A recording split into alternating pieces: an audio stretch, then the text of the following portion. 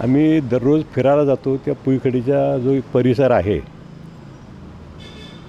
तो एकदम असा फोंडा माळ होता. तिथे आता नवीन रस्ता झाला आहे. झाडी पहिली पूर्णपणे रिकामी झालेली होती. जी झाडी लावली जातात त्याला पाणी जर नसेल तर झाडी जगणार नाहीत. आमचा जो सकाळचा ग्रुप 2-3 ग्रुप आहे त्यापैकी हा जो आप्पास ग्रुप आहे आपला, हे हातातून पाण्याच्या बाटल्या जाताना घेऊन जाऊन त्यांना पाणी घालत होते आणि पाणी घातल्याशिवाय जगू शकत नव्हती झाडं, अशी परिस्थिती होती.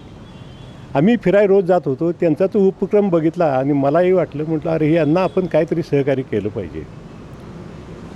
म्हटलं तुम्ही पाणी बाटलीनं पाणी घालून किती दिवस पुरणार आहे त्याला आणि त्यांना ते जगणार पण नाहीत. म्हटलं मी तुम्हाला ज्यावेळी लागत असेल त्यावेळी मी माझा टँकर देतो, तुम्ही पाणी घाला.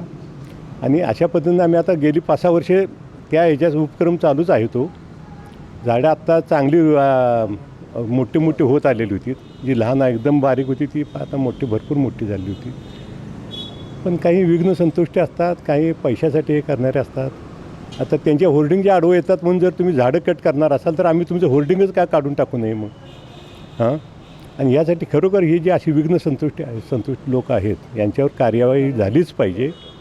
आता ती आम्ही झाडं तोडलेली बघितल्यानंतर आमच्या हृदयाला काय होत असेल.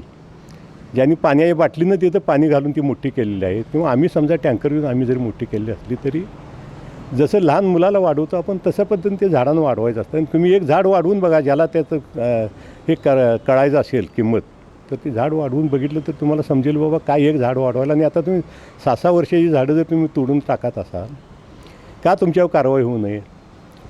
तर सगळ्यांनी खरं म्हणजे त्या ह्याच्यात सहकार्य करून यांच्यावर काहीतरी काय कारवाई झालीच पाहिजे. या दृष्टीनं आपल्याला अजूनही काय कोणाशी बोलायचं असेल तर बोलू आपण.